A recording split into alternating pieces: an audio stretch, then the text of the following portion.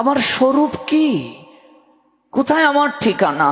কে আমি? কেন মুড়ে যারে তাপত্রয়? সনাতন গোস্বামী জিজ্ঞেস করেছিলেন, এই বাংলার প্রধানমন্ত্রী হওয়ার পরও তার সুখ নাই, হৃদয় মাঝে আনন্দ নাই।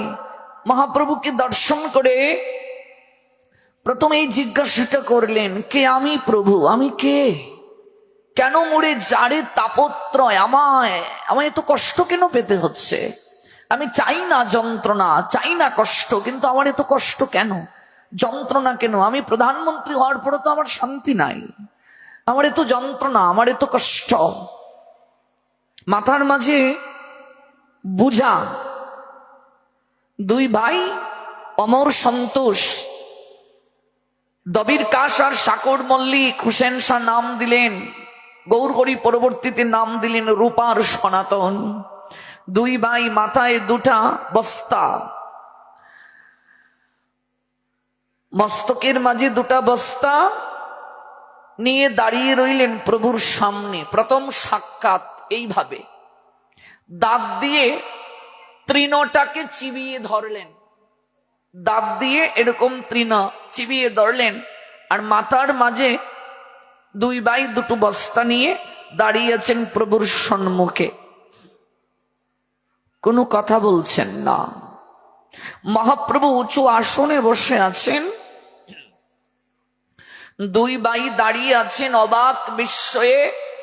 হাজার হাজার লোক তাকিয়ে আছে, কি গো, কত সুন্দর চেহারা, কি সুকান্তময় তনু গো, দাঁড়িয়ে আছে মাথার মাঝে দুটো বোঝা, আবার দন্ত দ্বারা তৃণকে চিবিয়ে ধরেছে। তৃণভোজী প্রাণী, ওরাই তো তৃণকে দন্ত দিয়ে চিবিয়ে ধরে, কিন্তু মানুষ দন্ত দিয়ে তৃণ চিবিয়ে ধরে এই তো প্রথম দেখলাম, এমন তো কোথাও দেখিনি গো।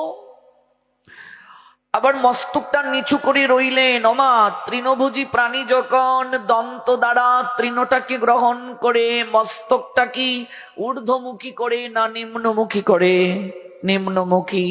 নিচু না হলে তো তৃণকে তোলা যাবে না, ঘাস লতা পাতাকে তোলা যাবে না। দাঁড়িয়ে রইলেন বহুক্ষণ, প্রভুর নিকটে যাওয়ার সাহস পাচ্ছেন না। প্রভু ডাকছেন, কাছে আসো। দুই ভাই কিচ্ছু বলছেন না, চোখ দিয়ে কেবল টলটল করছে জল। নিকটে গিয়ে দাঁড়ালেন, শ্রাবণের বরিশনের নিয়ায় অশ্রু নয়ন থেকে ঝরে পড়ছে। শ্রাবণে যেমন বরিশন হয় মা, ঝরে পড়ছে। কেউ যদি ভগবানের জন্য কাঁদে, তার চোখের জল কিভাবে যাবে? ভাগবত বলছেন, কেউ যদি ভগবানের জন্য কাঁদে, তার চোখের জল এমন করে গলদেশ দিয়ে যাবে, বিকার। আর কেউ যদি জড়জগতে কারো জন্য কাঁদে, চোখের জলটা এই দিকে যাবে, জলটা হবে গরম। ভগবানের জন্য যদি কেউ কাঁদে, চোখের জলটা হবে শীতল। গৌরহরি যখন কাঁদতেন, কাহা গেলে কৃষ্ণ পাই, কোথায় আছেন কৃষ্ণ? উড়িষ্যায় নীলাচলে রথের সম্মুখে জগতের নাথ জগন্নাথকে দর্শন করে গৌরহরি যখন রাই ভাবে বিভোর হয়ে কাঁদতেন, কৃষ্ণ কৃষ্ণ কৃষ্ণ কৃষ্ণ বলে, চোখ দিয়ে ফিসকারির নিয়ায় জল বের হতো। সামনে যারা থাকতেন ভিজে যেত। গৌরহরির শরীরটা কাঁচা সোনার মতো, গায়ের রং কাঁচা সোনা, ভিজে যেত। সামনে যারা থাকতো ভিজে যেত। এমন করে কাঁদতেন গৌরহরি। আজ রূপ সনাতন, তাদের চোখ থেকে এমন করে জল ঝরছে, কোনো বাক প্রকাশিত হচ্ছে না, কথা নেই, মুখ দিয়ে কোনো কথা নাই। ডক্টর মহানামব্রত ব্রহ্মচারী তার প্রেম যুগ গ্রন্থের প্রথম খণ্ডে বলেছিলেন, প্রেম নীরব গীতি, নীরবতাই তার মন মাতানো মধুর ভাষা। যেখানে প্রীতি গভীর, সেখানে প্রকাশ ভঙ্গিমাটা কম থাকে। অধিক প্রীতি যেখানে, সেখানে প্রকাশ থাকে না, প্রকাশ করতে পারে না। প্রীতি যেখানে গভীর, মা সন্তানকে জগতে সবচেয়ে বেশি ভালোবাসে, বাবা সন্তানকে সবচেয়ে বেশি ভালোবাসে। কিন্তু আজ পর্যন্ত কোনো মাকে দেখেছেন কি চিৎকার করে বলতে, তোকে খুব ভালোবাসি রে বাবা? ফেসবুকে স্ট্যাটাস দেখেছেন প্রতিদিন, তোকে খুব ভালোবাসি, খুব ভালোবাসি, খুব ভালোবাসি? দেখেছেন? বাবা কি কখনো দেখেছেন ফেসবুকে স্ট্যাটাস দিয়ে বলতে, তোকে খুব ভালোবাসি, খুব ভালোবাসি, তোকে ছাড়া বাঁচবো না, তোকে ছাড়া চলবে না? অথচ সেই মা বাবার নিয়ায় সন্তানকে জগতে কে ভালোবাসে গো? কে ভালোবাসে? সন্তানের জন্য মা জীবনকে উৎসর্গ করতে পারেন, হাসতে হাসতে বাবা সন্তানের জন্য জীবন উৎসর্গ করে দিতে পারেন, হাসতে হাসতে উৎসর্গ করতে পারেন। অথচ সেই মা বাবা কখনো কিন্তু চিৎকার করে বলেন না, আমি তোকে খুব ভালোবাসি, খুব ভালোবাসি। আমরা বাবা দিবসে বাবার একটা ছবি ছাড়িয়ে আমরা বলি, বাবা তোমায় বড্ড ভালোবাসি। এর নাম বাবার প্রতি ভালোবাসা নিবেদন নয়। আমরা মা দিবসে মায়ের একটা ছবি ফেসবুকে ছেড়ে বলি, তোমায় বড্ড ভালোবাসি, তোমায় ছাড়া চলে না। মা দিবসে একটা ছবি ছেড়ে ভালোবাসা প্রকাশ নয়, এটা কি ভালোবাসা প্রকাশ বলে না? মহানামের মহানায়ক ডক্টর মহানামব্রত ব্রহ্মচারী সাধারণ কেউ নয়। তাকে বুঝতে গেলে, তাকে জানতে গেলে, তাকে অনুভব করতে গেলে সাধক হতে হবে। সাধক ব্যতীত তাকে উপলব্ধি করা যাবে না, অনুভব করা যাবে না। তার লেখনী মনে হচ্ছে তিনি যেন ছিলেন। ব্রজলীলা লিখছেন অক্রুর সংবাদ, মনে হয় অক্রুরের সঙ্গে তিনি ছিলেন, ব্রজগোপীদের সামনে তিনি যেন ছিলেন। নতুবা এমন লেখা যায় গো, এমন অনুভব প্রকাশ করা যায় গো? না, প্রকাশ করা যায় না, প্রশ্ন ওঠে না।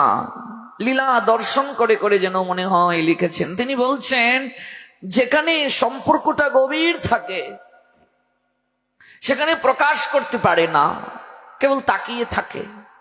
চোখের ভাষা, চোখের ভাষা মনের ভাষা একাকার হয়ে যায় মিলেমিশে।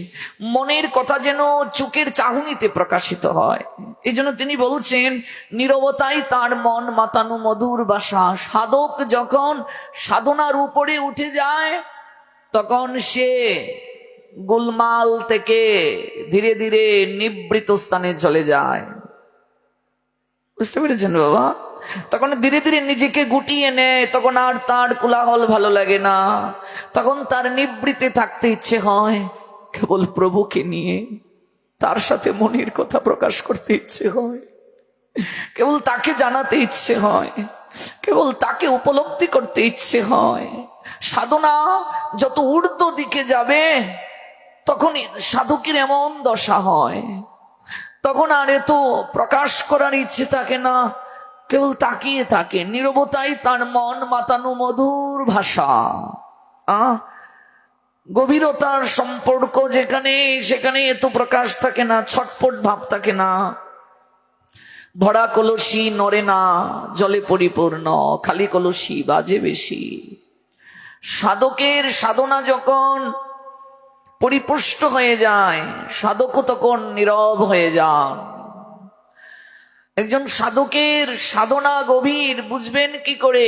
তার আচরণে, তার কথার দ্বারা, তার চোখের চাহনিতে, তার শরীরের জ্যোতি দ্বারা। তার চোখের দিকে তাকালে বোঝা যাবে, তার শরীরের দিক থেকে একটা আকর্ষণ শক্তি বের হবে, তাকে দেখার জন্য ছটফট করবে মন। তার মুখে ভগবানের কথা শ্রবণের জন্য পাগল হয়ে যাবে মানুষ।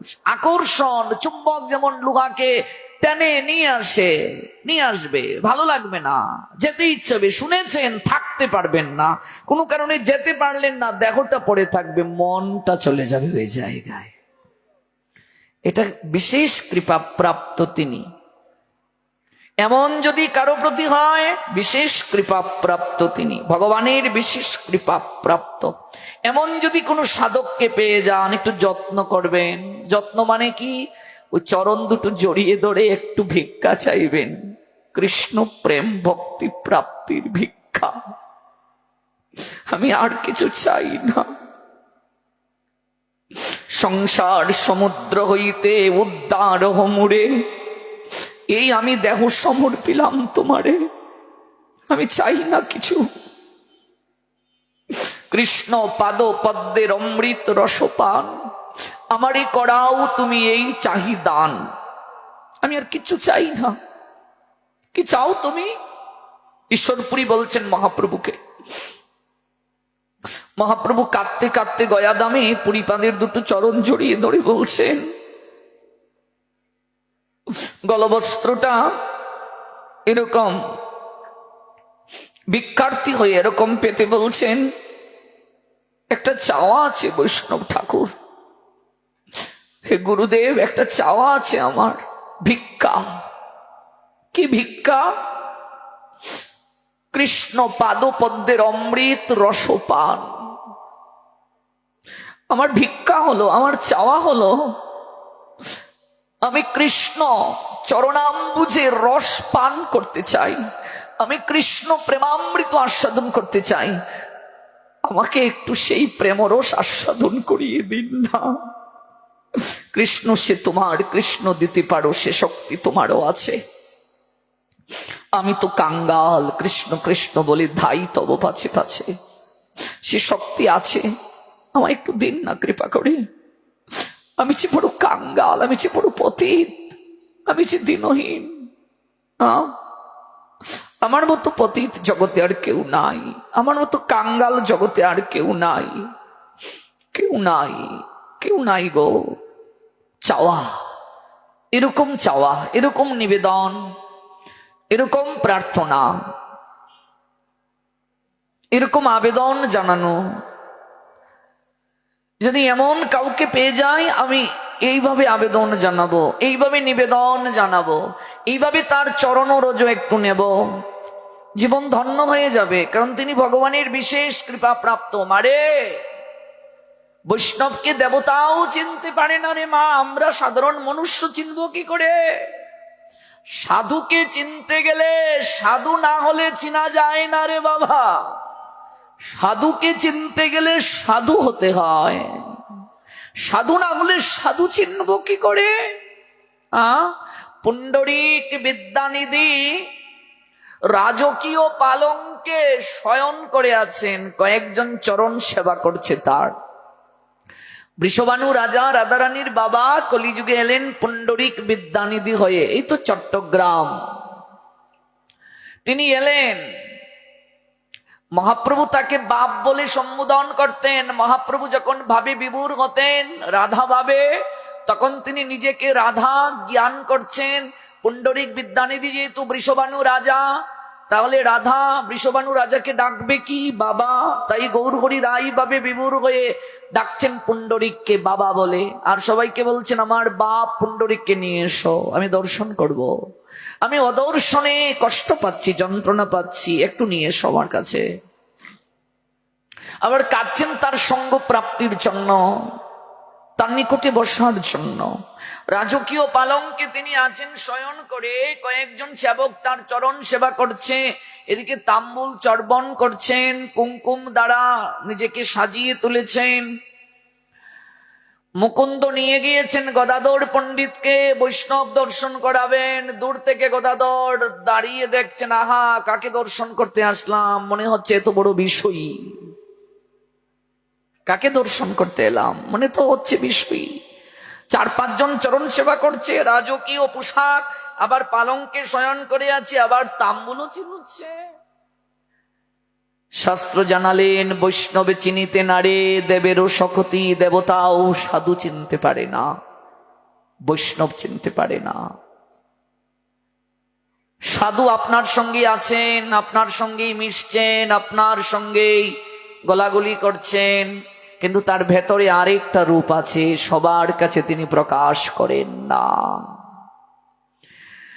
আপনার সঙ্গেই তিনি সকল কার্য সম্পাদন করছেন। লোকনাথ ব্রহ্মচারী বলেছিলেন, ওরে আমি তোদের মতোই খাই ধাই, মলমূত্র ত্যাগ করি। ওরে তোরা কেবল আমাকে দেহই ভাবলি, আমার ভেতরের শক্তিটা অনুভব করতে পারলি না। ওরে আমি তোদের মতোই খাই দাই, মলমূত্র ত্যাগ করি, কিন্তু আমি কে তা তো জানতে পারলি না। লোকনাথ ব্রহ্মচারী বাবা বলেছিলেন, আমি কে তা তো চিনতে পারলি না রে। জানতে পারলি না রে? হে, আমি বলে যাচ্ছি রে, আমি বছর বছর আমি যে ধন সম্পদ নিয়ে এসেছি, বছর বছর কি তিনি বেঁচেছিলেন? তার মানে পূর্ব জন্মার্জিত সঞ্চয়। নইহ অবিক্রম নাশস্তি প্রত্যবায় নবিদ্যতে স্বল্পমপি অশ্ব ধর্মস্য ত্রায়তে মহত ভয়াৎ। ভক্তি নষ্ট হয় না। আমি বছর বছর যে সম্পদ আমি এনেছি, আর আমি এই জন্মে পাহাড় পর্বত অতিক্রম করে যে ধন সম্পদ আমি সঞ্চয় করেছি, ওরে একদিন তোরা বসে বসে খাবি, কিন্তু আমায় চিনতে পারলি না। সাধককে চিনতে গেলে সাধক হতে হয়। সাধুকে দেবতাও চিনতে পারেন না, আমি সাধারণ মানুষ কি করে চিনব? তিনি আমারই মতো খাবেন, আমারই মতো শয়ন করবেন, আমারই মতো সকল কার্য সম্পাদন করছেন। ভেতরে তার আরেকটা কৃপাময় রূপ আছে, ভেতরে তার আরেকটা অলৌকিক রূপ আছে। সবার কাছে তিনি প্রকাশ করেন না। যেমন ভগবান সবার কাছে নিজেকে প্রকাশ করেন না, বলছেন অয়ম প্রকাশ সর্বস্ব, আমি সবার কাছে প্রকাশিত হই না। যুগমায়া সমাবৃতা, আমি যুগমায়ার দ্বারা নিজেকে আবৃত রাখি। সাধু ও ভজন নষ্ট হবে বলে সবার কাছে নিজেকে প্রকাশ করেন না। গদাধর চিনতে পারলেন না, তিনি অপরাধ করে ফেললেন। অপরাধ হয়ে গেল তার। মুকুন্দ অনুভব করছেন গদাধর ভিতরে ভিতরে সন্দেহ পোষণ করে ফেলেছে, ওর অপরাধ হয়ে গেছে, আরো অপরাধ বৃদ্ধি প্রাপ্ত হবে যদি আমি তার ব্রহ্মাচ্ছন্ন অবস্থা থেকে তাকে আমি বের করে না আনি। ভেতরে যে সন্দেহের পর্দাটা ঝুলছে, ওই পর্দাটা যদি আমি খুলে না দেই, তাহলে অপরাধ আরো বৃদ্ধি প্রাপ্ত হবে। এই বলে মুকুন্দ ভাগবতের কেবল একটা শ্লোক উচ্চারণ করলেন, পুতনামুখ লীলার একটা শ্লোক। ওই শ্লোকটা উচ্চারণ করার সঙ্গে সঙ্গে পুণ্ডরিক বিদ্যানিধির অষ্টসাত্ত্বিক বিকার এসে গেল।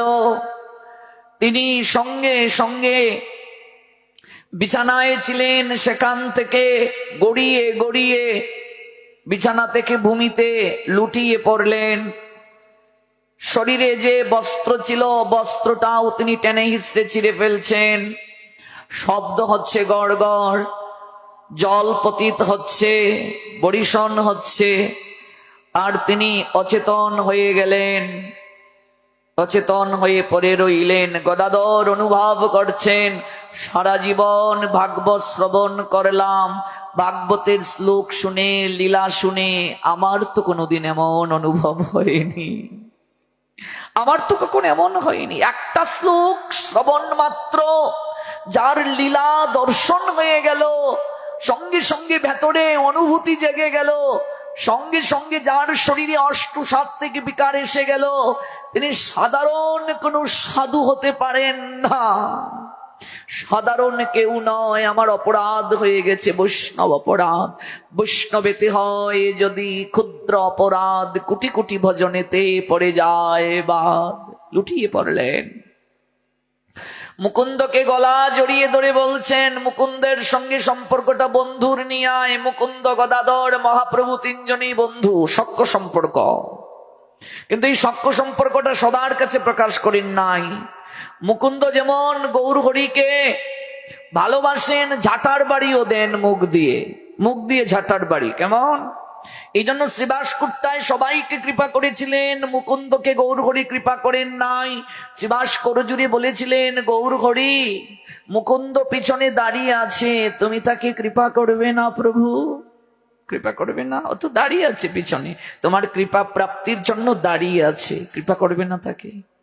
গৌর হরি বললেন, মুকুন্দকে আমি কি কৃপা করব?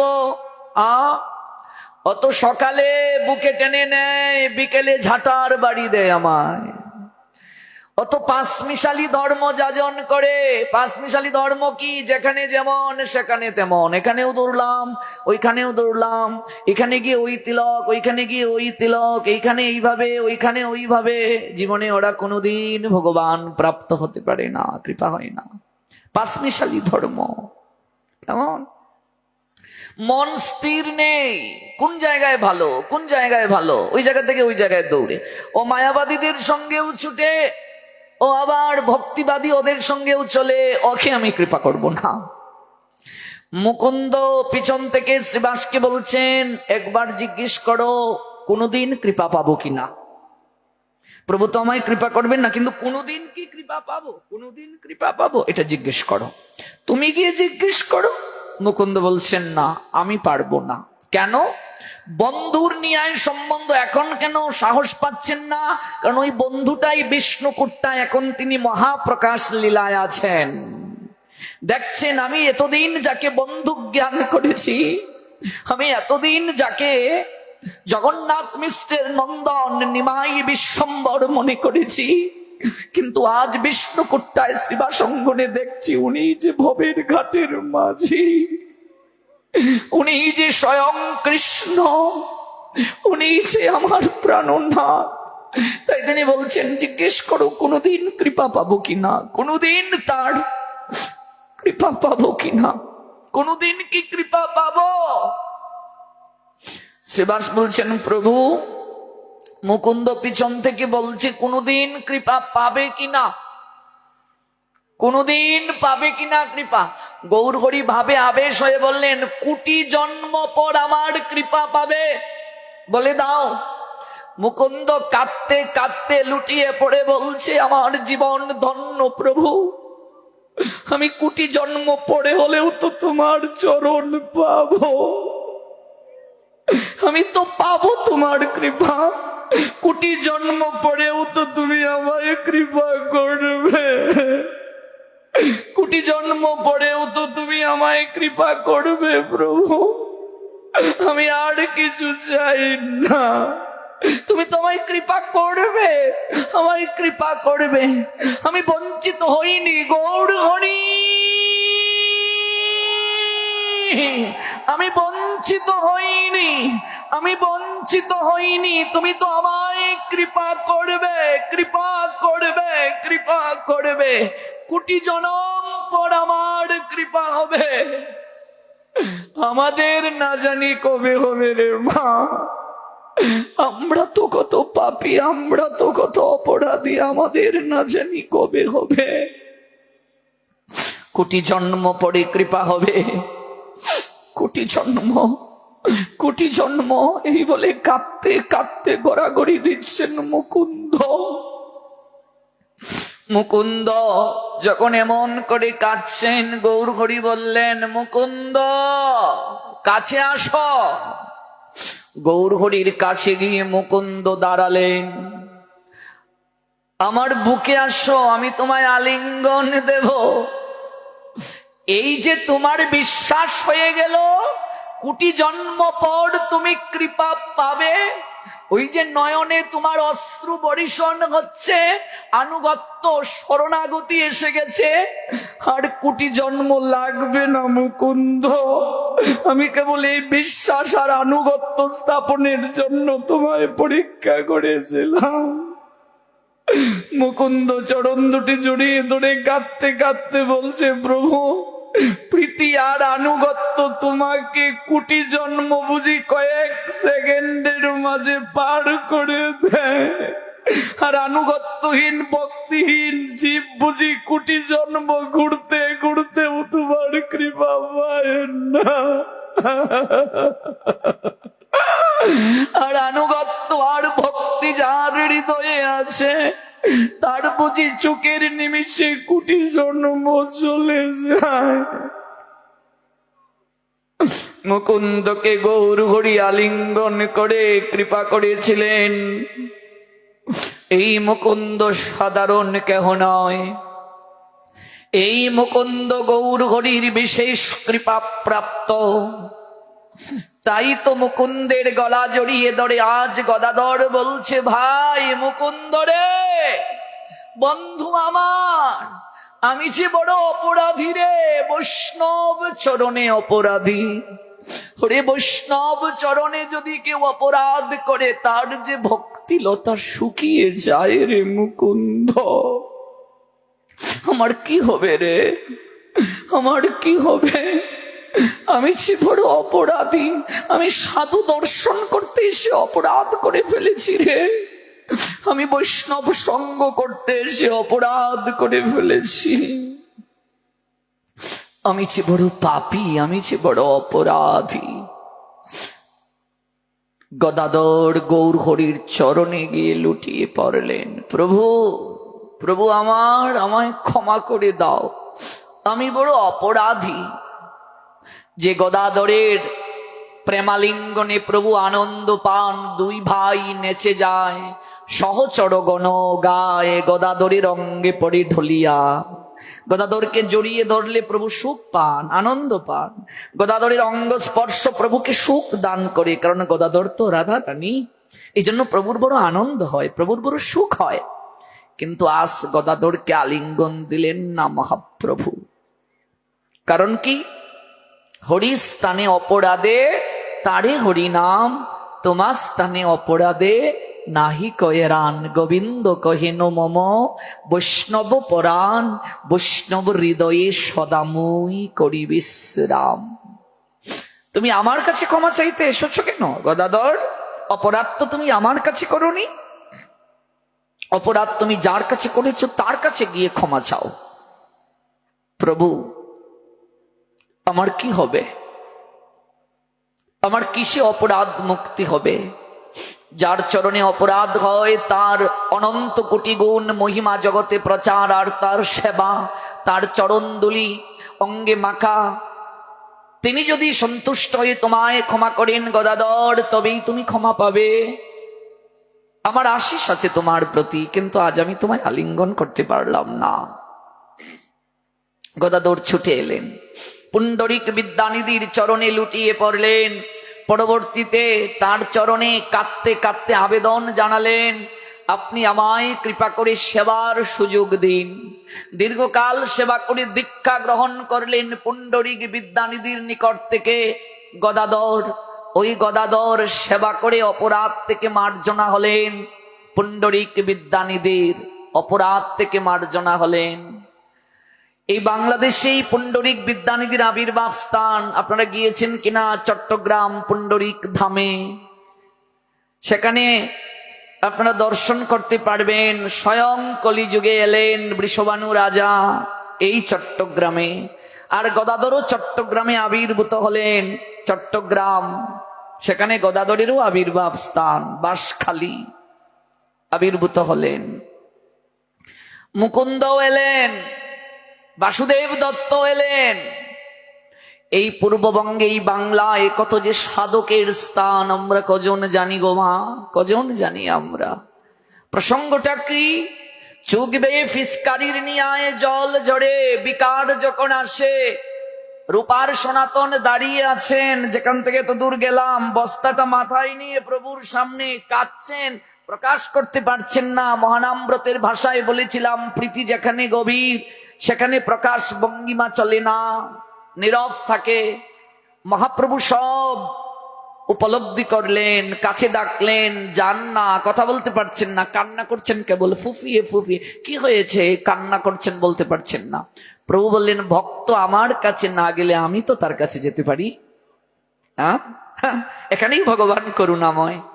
যারা কোনোদিন মন্দিরে যায় না, ভগবান মন্দির ছেড়ে রাজপথে আসেন জগন্নাথ রূপে। ওরে তোরা আমার কাছে যাস না, আমাকে প্রণাম দেস না, আমায় দর্শন করিস না, ওরে আমি তো পিতা রে। ওরে সন্তান যদি কুসন্তান হয়ে যায়, মা কুমাতা হতে পারে না, পিতা কুপিতা হতে পারে না রে। ওরে পিতা অনেক সময় সন্তানকে ত্যায্য করলেও, সামাজিক দায়বদ্ধতা থেকে ত্যায্য করলেও হৃদয়ের ভালোবাসাটা ত্যাগ করতে পারে না রে, পারে না। দেখবে বকাবকি করে, যাই তোর মুখ আর আমি দেখতে চাই না, বের হয়ে যা, যা। রাত্রিবেলা চুপি চুপি মাকে বলে, কি গো আসে নাই ঘরে, খেয়েছে? চুপি চুপি বাবা বলছে, ভেতরে পুড়ছে, হৃদয়টা পুড়ছে। কেমন হৃদয়টা পুড়ছে, আর মুখ দিয়ে চিৎকার করছে, চেঁচামেচি করছে, গালমন্দ করছে, গায়ে হাত তুলছে, বের হয়ে যা, তোর মুখ আর দেখতে চাই না। রাত্রিবেলা আবার বলছে, কি গো আসেনি তোমার ছেলে, খায়নি? ভেতরটা পুড়ছে। মহাপ্রভু কৃষ্ণ জগৎ পিতা, জগতের পিতা কৃষ্ণ, জেনা ভজে বাপ, পিতৃদ্রোহী পাতকী সে, জন্মে জন্মে পায় তাপ। আমরা তার সন্তান। মহাপ্রভু বললেন, ভক্ত আমার কাছে না আসলেও আমি তো তার কাছে যেতে পারি। হ্যাঁ, ভক্ত আমার কাছে না আসলে আমি তো তার কাছে যেতে পারি। ওরে তোরা যারা কোনোদিন আমার কাছে আস না, নমাম দুষ্কৃতি ন মুরা প্রপদ্যন্তে নরাধমা মায়া অপরিত্যাজ্ঞানা আসুরাম ভাবমাশ্রিতম। ওরে তোরা আমার কাছে না আসতে পারিস, আপনারা যারা এসে গেছেন আপনারা তো সৌভাগ্যবান, সৌভাগ্যবতী। বহু জন্মের সৌভাগ্য না থাকলে ভাগবত পাঠে এমন করে দাঁড়িয়ে থাকা যায়। মারে এই জায়গাটার একটা বিশেষ শক্তি আছে রে মা। এই যে কথা ধ্বনিত হচ্ছে, এখানে বাতাসটারও শক্তি বেড়ে গেছে। পুরুষ নারী এক জায়গায় বসে আছি, শরীরে খারাপ বিকার আসে নাই, খারাপ চিন্তা আসে নাই। কেন? তার কারণ এখানে আমরা যে সঙ্গ করার জন্য বসেছি এটাকে বলে সাধু সঙ্গ। এখানে খারাপ কথা হচ্ছে না, খারাপ চিন্তা আসছে না, খারাপ ভাবনা আসছে না। এখানে সৎ চিন্তা, সৎ ভাবনা, সৎ অনুভব। এমনিতে আমি 2 ঘন্টা কোনো জায়গায় দাঁড়িয়ে থাকবো, আমাকে যদি কেউ টাকাও দেয় আর যদি বলে 500 টাকা দেব আর তুমি খাবে, দাঁড়িয়ে থাকো 2 ঘন্টা, কেউ থাকবে না দাঁড়িয়ে। ঘন্টার পর ঘন্টা দাঁড়িয়ে থাকি একটু প্রসাদের জন্য। বাড়িতে চাল ডাল সবজি কার নেই মা, কিন্তু লাইন ধরে দাঁড়িয়ে থাকি। বৃন্দাবনে বাকে বিহারী দর্শন করতে গিয়ে লাইন ধরে দাঁড়িয়ে থাকি ঘন্টার পর ঘন্টা।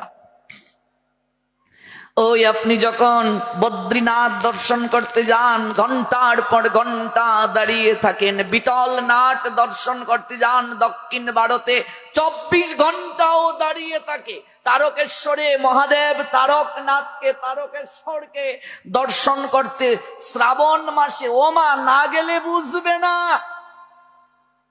12 ঘন্টা, 14 ঘন্টা, 20 ঘন্টা, অনেকে 24 ঘন্টাও দাঁড়িয়ে আছে ওই তারকেশ্বর মহাদেবকে দর্শন করার জন্য, একটু কেবল তার মাথায় জল ঢালার জন্য। মারে কত ধনী ঘরের সন্তান রে মা, গড়িয়ে গড়িয়ে দণ্ডবত প্রণাম পরিক্রমা করে করে বাবা তারকেশ্বর মহাদেবের চরণ দর্শনের জন্য যায় রে মা। কই তাদের তো কোনো অভাব নেই রে মা, বাড়িতে দাঁড়িয়ে আছে একটু দর্শনের জন্য। কেন? এটার যে অনুভব, এটার যে পরম সুখ, পরম আনন্দ, এটা ভাষা দ্বারা বোঝানো যাবে না, বোঝানো যাবে না। এটার অনুভূতি বোঝানো যাবে না, এটা ব্যক্ত করার বিষয় না। রাধারানী বলছেন, আমি যে তোমায় ভালোবাসি, ওই ভালোবাসলে কেমন লাগে এটা আমি বুঝাতে পারবো না। এটা কি বুঝানোর বিষয়? এটা অনুভবের বিষয়। গোবিন্দ বললেন, ওই অনুভবটা করার জন্যই আমি তোমার ভাবে বিভোর হয়ে গৌরাঙ্গ হয়ে যাব। এটা আমি জানতে চাই। মহানামব্রত বললেন কাচিত, রাধারানীকে উদ্ধব সন্দেশে বললেন কাচিত, কৃষ্ণ বলে ক্রন্দন করেও তিনি আনন্দ পান। বলছেন এই আনন্দটা কেমন আমার একটু জানা দরকার। মানুষ কাঁদলেও আনন্দ পায়? হ্যাঁ, এই যে আমরা কৃষ্ণ বলে কাঁদি, আনন্দ হয় কিনা? সুখ হয় কিনা? যন্ত্রণা অবসান হয় কিনা? সংসারে দুঃখ পেয়ে কাঁদলে কি এমন সুখ হয়, এমন আনন্দ হয়? একটু কৃষ্ণ বলে যখন কেঁদে যাও, নয়ন জল দিয়ে যাও, খুব আনন্দ হয়। মনে হলো আহা, আজ বুঝি কিছুটা হলেও প্রভুকে দিতে পারলাম, মনটা হালকা হলো। কারো কাছে গিয়ে বলতে পারি না, কিন্তু প্রভুর সামনে যখন কাঁদি তখন বড় হালকা হয়, বড় শক্তি পাই, বড় শক্তি অর্জন হয়ে যায়। এই যে দাঁড়িয়ে আছেন, কেউ তো এইভাবে দাঁড়িয়ে থাকে না, কিন্তু কেন আছেন? কিসের আশায়? আপনারা ভগবানকে ভালোবাসেন, এই জন্য দাঁড়িয়ে আছেন। এই জন্য দেখা যাচ্ছে না, একটু শোনার জন্য বসে আছেন, যে দেখতেও চাই না, তোমার কথা একটু শুনতে চাই। কোটি আঁকি নাহি দিলে সবে দিলে দুই, তাহাতে নিমেষ দিলে কি দেখিব মই। তুমি আমায় কোটি কোটি আঁকি দিলে না, যে তোমায় দেখতে চায় না তাকেও দুটো আঁকি দিলে। রাধারানী বললেন, আর আমি চুপ ফেরাতে পারি না, আমাকেও দুটো আঁকি দিলে, তোমার এ কেমন বিচার। দেখেও স্বাদ যাচ্ছে না, আরো দেখতে চাই, আরো দেখতে চাই। বলছেন দুটা কান দিলে, কোটি কোটি কর্ণ কেন দিলে না, তোমার কথা শুনতে ভালো লাগে। এত তাড়াতাড়ি শেষ হয়ে গেল কেন, ঠিক কিনা বলি না আমরা? পাঠটা মুহূর্তের মাঝে শেষ হয়ে গেল। কি বাবা এত তাড়াতাড়ি শেষ করলেন, কিন্তু হয়ে গেছে অনেকক্ষণ। কেন বলছেন? আপনি ভালোবাসেন, যাকে ভালোবাসেন তার কথা শুনতে ভালো লাগে, তার সঙ্গে সময় কাটাতে ভালো লাগে। দেখবেন আপনি যাকে ভালোবাসেন সে আসতে পারেনি, তার পক্ষ থেকে কেউ এলো, আপনি তাকে কত ইনিয়ে বিনিয়ে জিজ্ঞেস করবেন, হে গো আমার কথা কিছু বলেছে, হে গো কেমন আছে, কি করছে গো। আপনি তাকে ভালোবাসেন, ভালোবাসেন বলি তার কথা শুনতে ভালো লাগে, তার কাছে বসতে ভালো লাগে, তার কথা চিন্তা করতে ভালো লাগে, তার সঙ্গে সময় কাটাতে ভালো লাগে। ভালোবাসেন বলেই তো, ভালো না বাসলে হয় না। আপনারা যারা এসে গেছেন আপনারা তো ভালোবাসেন, কিন্তু যারা আসে নাই কোনোদিন, যারা প্রণাম দেয়নি কোনোদিন, দর্শন কোনোদিন করে না, তারাও যেন কৃপা থেকে বঞ্চিত না হয়। জগতের নাথ ভগবান জগন্নাথ তাই মন্দির ছেড়ে রাজপথে জানো রে, তোরা আমার কাছে না আসতে পারিস, আমি তো তোদের কাছে যেতে পারি। চিন্তা করেছেন কথাটা? তোরা আমার কাছে আসতে না পারিস, আমি তো যেতে পারি। এবার যারা আসে নাই পাঁচতলার ছাদে দাঁড়িয়ে দাঁড়িয়ে দেখছে, না দেখে যাবে কোথায়? ওই দেখ যাসনে, তাই আমি নিজে তোদেরকে দর্শন দিয়ে কৃপা করতে এসেছি। পাঁচতলা থেকে দেখছে, আড়াল থেকে দেখছে, রাস্তায় হেঁটে হেঁটে দেখছে, দোকান থেকে দেখছে, যে যেখান থেকে দেখছে, যে জায়গা থেকে ভগবান দর্শন করছে। পুরাণ শাস্ত্র বলছে রথে উপস্থিত ভগবানকে দর্শন মাত্রই তাদের কৃপা হয়ে যায়। গৌর প্রেমানন্দে ওই দর্শন মাত্রই তার কৃপা। গৌর হরি ডাকছেন, আসো কাছে আসো, যাচ্ছেন না রূপ সনাতন। এবার তিনি বলছেন, তুমি আমার কাছে আসতে না পারো, আমি তো যেতে পারি। আসন থেকে মহাপ্রভু উঠে দাঁড়িয়ে কাছে গেলেন। এই মাথায় কি বুঝাটা কিসে, আর ওই দাঁত দিয়ে ঘাস চিবিয়ে ধরেছ কেন? কেবল কাঁদছে, কথা নাই। আচ্ছা মাথার মাঝে দুটা বুঝা আর ওই দাঁত দিয়ে এক খণ্ড ঘাস চিবিয়ে মাথা নিচু করে দুটা ভাই দাঁড়িয়ে আছে। এবার ওই বুঝাটা প্রভুর চরণে তারা রাখলো, রেখে নিচু হয়ে কাঁদছে। অশ্রুবিন্দু প্রভুর চরণে পতিত হচ্ছে। প্রভুকে তারা বুঝাচ্ছে, প্রভু অনন্ত জনম ধরে গাধার মতো এই বুঝা বহন করে চলছি, বিষয়ের বুঝা, সংসারের বুঝা, কামনা বাসনার বুঝা। কতকাল ধরে অপেক্ষা করেছি ওই বুঝা তোমার চরণে অর্পণ করে হালকা হব বলে। আজকে অর্থমন্ত্রী প্রধানমন্ত্রীর দপ্তর ছেড়ে রাজ সিংহাসন ত্যাগ করে মাথায় বুঝা নিয়ে দন্ত দ্বারা ঘাস চিবিয়ে ধরে জগৎ জীবকে বুঝাচ্ছেন, নিচু না হলে কিছু পাওয়া যায় না। আমরা গাধা, সারাদিন গাধা পরিশ্রম করে এক খণ্ড কিংবা এক গুচ্ছ তৃণ পেলে ও যেমন সুখ পায়, সারাদিনের ক্লান্তি শ্রান্তি ভুলে যায়, আমরাও গাধার মতো সংসারে খাটছি, বুঝা বহন করছি। দিন শেষে এসে একটু কামিনী সঙ্গ করে ভুলে যাচ্ছি, একটু আদরের মা বাবা ডাক শুনে সব ভুলে যাচ্ছি। তাই অনন্ত কালের অনন্ত জনমের যে বুঝা, বিষয়ের বুঝা, এই বুঝা আজকে সাধু সঙ্গে ওই ভক্ত ভগবানের মিলন স্থান নবসৃষ্ট বৃন্দাবনে। যেখানে ভক্ত ভগবানের মিলন হয় সেটি তো বৃন্দাবন, যেখানে ভগবানের গুণকীর্তন হয় সেটি তো বৃন্দাবন। ওই বৃন্দাবনে তো গৌর নিশ্চয় আছেন, ওই বৃন্দাবনে আমার গোবিন্দ আছেন, শাস্ত্র তো মিথ্যে হতে পারে না। নামিয়ে যান বুঝা, দুফুটা নয়নের জলে চরণে অঞ্জলি দিয়ে যান, বুঝা নামিয়ে যান। আর চাই না জনম মরণ, চাই না প্রভু পদে শরণ নিলাম। বৃন্দাবনের পথে পথে কবে গাইব রাধা নাম। জানিয়ে জানার কত বুঝা বহন করব। যে বিষয়টা দিয়ে শুরু করেছিলাম, যে পথ দিয়ে এসেছিলাম, ওই দেশ থেকে কবে যে বাড়ি থেকে বের হলাম, কবে আবার ওই বাড়িতে ঢুকবো, জানিয়ে যান। শুনেন আর প্রার্থনা জানান, শুনেন আবেদন জানিয়ে যান। যত অবুঝ বাচ্চার নিয়ে কেঁদে কেঁদে আবেদন জানাবেন, ওই আবেদনটা তত পৌঁছে যাবে প্রভুর চরণে। এরই নাম সাধু সঙ্গ। আমি মহাপাপী, তাতে কি? বিদ্যাপতি আমাদেরকে অভয় দিয়েছেন যে বিদ্যাপতির পদ আমার মহাপ্রভু সন্ন্যাসের পর শ্রবণ করতেন। ভাবে যখন বিভোর হয়ে যেতেন গৌর হরি, রায় রামানন্দ আর স্বরূপ দামোদরের কাছে যেতেন। স্বরূপ তাকে গান শোনাতেন, রামানন্দ তাকে কৃষ্ণ কথা শ্রবণ করাতেন। স্বরূপ দামোদরের নিকটে প্রভু গীত গোবিন্দ শুনতেন, জয়দেবের বিদ্যাপতির পদ শুনতেন। আর রামানন্দের নিকটে বিল্ল মঙ্গলের কর্ণামৃত শ্রবণ করতেন।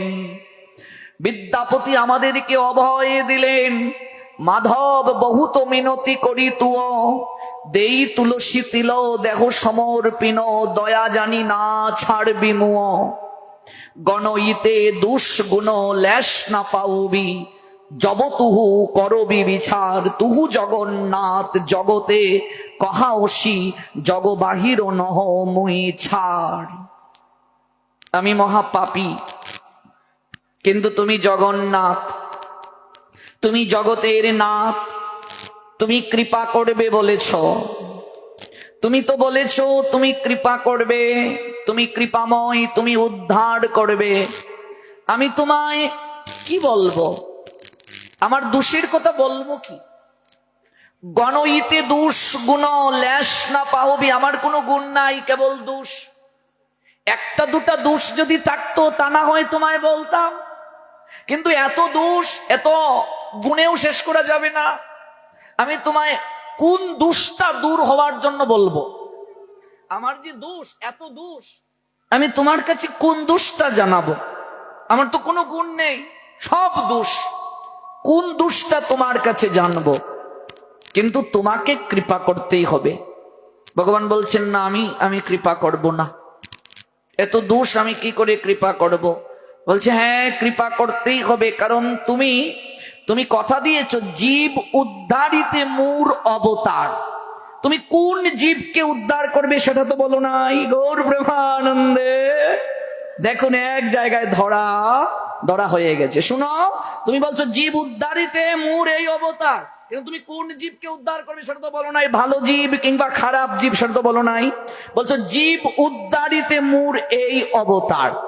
আমি এই জন্যই তোমার কাছে এসেছি, একটা ভরসা নিয়ে এসেছি। আমার তো কোনো গুণ নাই, আমার সব দোষ আর দোষ। কিন্তু আমার একটা সাহস এই জায়গাতে হয়ে গেছে। তুমি প্রতিজ্ঞা করেছো জীব উদ্ধারিতে মূর এই অবতার, তাহলে কোন জীব উদ্ধার করবে তুমি সেটা বলো নাই। তুমি যদি বলতে আমি ভালো জীব উদ্ধার করার জন্য এসেছি, তাহলে না হয় আমি ওই জায়গায় আসতাম না, আমার দরজা আগে বন্ধ হয়ে যেত। আমি তো ভালো না। ও মা, ভালো করে বুঝো, হরিকথা শ্রবণ করতে তো এসেছো, ভয় নেই। মহাপাপী তাতে কি? এখানেই তো সার্থকতা। তুমি যদি বলতে ভালো জীব উদ্ধারিতে মূর এই অবতার আছে, যদি এখানে থাকতো লিখা যাদের একটু পাপ আছে কেউ ঢুকবে না, তাহলে ঢুকতো? ওরে বাপরে, আমার যাওয়ার দরকার নাই, সবাই। এটা লিখা নাই, কি বলা হয়েছে? সুস্বাগতম, সবাই আসুন ভগবানের কথা শুনতে। হ্যাঁ, পার্বতীকে মহাদেব একটা পরীক্ষা করে জগৎকে বুঝানোর জন্য পার্বতী প্রশ্নটা করেছিলেন, গঙ্গা স্নান করলে সবাই তো উদ্ধার হয়, তাহলে এই যে অগণিত লোক গঙ্গা স্নান করছে, প্রভু সবাই উদ্ধার হবে? মহাদেব এসে এসে বলছেন, গঙ্গা স্নান করলে উদ্ধার হয় বটে, কিন্তু সবাই কি আর গঙ্গা স্নান করতে এসেছে? গঙ্গা স্নান করতে কি সবাই এসেছে? বলছে একটা পরীক্ষা হোক, আমি একটু সব হয়ে যাই। বলছে সত্যি সব হয়ে যাচ্ছে? বলছে আর না, এটা তো অভিনয়, সব হচ্ছি না। তুমি কাঁদো একটা সাধারণ রমণী রূপ ধারণ করে, আর তুমি বলবে আমার স্বামী মারা গেছে, একটু শ্মশানে নিয়ে যাও। একটা শর্ত বলবে, যাদের একটু পাপ আছে সে যদি স্পর্শ করে সে ভস্ম হয়ে যাবে। এবার মহাদেব মরা হয়ে গেলেন, আর পার্বতী সাধারণ একটা রমণী রূপ ধারণ করে কান্না করছে, ওগো তোমায় নিয়ে আমি স্নান করতে এলাম, গঙ্গা স্নান, তুমি আমায় ছেড়ে চলে গেলে গো, কান্না করছে। এবার সবাই গঙ্গা স্নান করে যাচ্ছে, তো ওর মা কাঁদিস কেন রে? বলছে আমার স্বামী দেহ রেখেছে, আমার স্বামীকে সৎকারের জন্য ওই কাশিতে, ঘটনা তো কাশিতে যারা গিয়েছেন দেখেছেন তো, সর্বক্ষণ জ্বলছে, একটু শ্মশানটায় নিয়ে যান। আর স্বর্গ যে দুয়ার দেখেছেন তো, নীলাচলে জ্বলছে, তো একটু নিয়ে যাও। আমি একা মেয়ে মানুষ, কি করে নিয়ে যাব আমার স্বামীকে? যখন কাছে এসেছে ধরবে, বলছে বাবা একটা শর্ত আছে। বলছে কি শর্ত? বলছে একটা শর্ত আছে, শর্তটা হলো যদি কারো মাঝে একটু পাপ থাকে, সে যদি আমার ওই স্বামীর মৃত শরীর স্পর্শ করে সে ভস্ম হয়ে যাবে। ওই বাপরে বাপ, দৌড় সবাই। যদি এখানে এই লেখাটা থাকতো পাপীদের প্রবেশ নিষেধ, তাহলে তো আমিও ঢুকতে পারতাম না। এই জায়গাতেই কিন্তু অভয়, জীব উদ্ধারিতে মূঢ় অবতার। বিদ্যাপতি বলছেন, এই শুনো, তুমি বলেছ তুমি উদ্ধার করবে জীবকে, তুমি কেমন জীব উদ্ধার করবে? যে নেশা করে তাকে উদ্ধার করবে না, তুমি তো এটা বলনি। যে বেশ্যালয়ে গিয়েছে তাকে উদ্ধার করবে না, সেটা তো বলনি তুমি। যে মাছ মাংস খেয়েছে তাকে উদ্ধার করবে না, তুমি তো এটা বলনি। তুমি বলছো জীব উদ্ধারিতে, যার জীবন আছে তাকেই তো জীব বলে। এই তুমি ধরা পড়ে গেছ। আমি তো বলতে পারবো না, যিনি বলেছেন তিনি সেরকমই সাধক। বলছেন তুমি বলছো জীব উদ্ধারিতে মোর এই অবতার, তাহলে নিশ্চয় আমারও অধিকার আছে তোমার কাছে আবেদন জানানোর, আমারও অধিকার আছে। অ্যাপ্লিকেশন দিয়ে রাখি, গ্রান্ট করবে কিনা পরে হোক, আগে অ্যাপ্লিকেশন দিয়ে যাই। এই জন্য এসেছো, অ্যাপ্লিকেশন দিয়ে যাও, আবেদনটা জানাও। প্রভু গ্রান্ট নিশ্চয়ই করবে, অবশ্যই করবে। এবার সবাই দৌড়াচ্ছে। বলছে দৌড়াচ্ছ কেন? বলছে কত দায়িত্ব পড়ে রয়েছে, তোমার এই মৃত স্বামীকে ছুঁয়ে আমরা কি আমাদের জীবন শেষ করব? হ্যাঁ, এখনো অনেক দায়িত্ব রয়ে গেছে। বলছি এই কি, তোমরা না গঙ্গা স্নান করে এলে, গঙ্গায় ডুব দিলে, গঙ্গায় ডুব দিলে তো দেহ পবিত্র হয়ে যায়, আর দেহ যদি পবিত্র হয়ে যায় সে তো স্পর্শ করতে পারবে, তার তো পাপ নষ্ট হয়ে যায়। বলছে তা তো ঠিকই আছে, কিন্তু ডুব দেওয়ার পরে যদি একটু পাপ থেকে যায়,